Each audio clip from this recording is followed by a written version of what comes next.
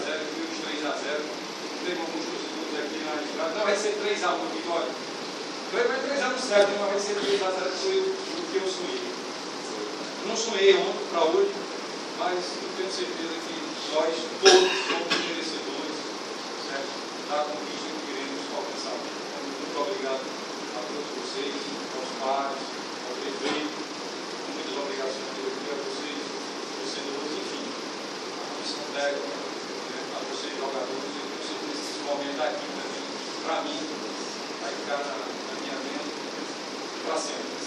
Obrigado.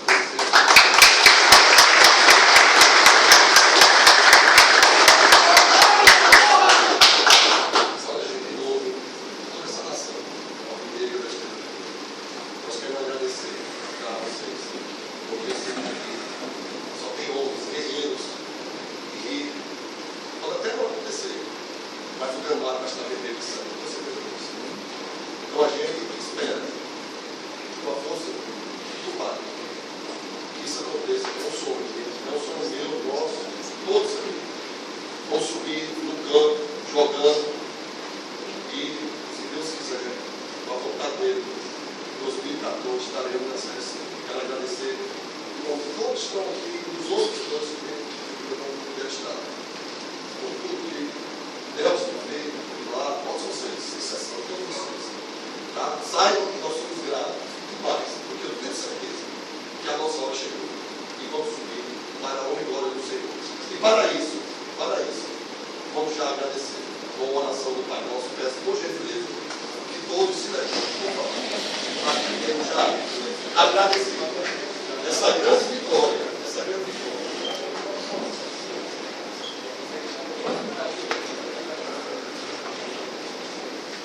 Senhor, estamos aqui, Pai, pela tua vontade. Eu creio que nada acontece por acaso. Então estamos aqui, Pai, para honrar teu nome mais uma vez. E a tua vontade vai ser feita, Senhor.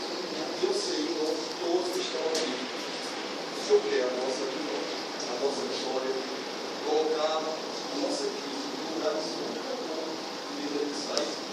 Então, Pai, já agradecemos essa grande vitória, nossa vitória, que é, Senhor, a tua vitória. Vamos rezar com oração, Senhor, quero que o Senhor nos ensine. Pai nosso que estás no céu, santificado seja o vosso nome, venha a nós o vosso reino, seja feita a vossa vontade, assim na terra como nos céus. O pão nosso de cada dia nos dai hoje. Perdoai as nossas ofensas, assim como nós perdoamos aqueles que têm ofendido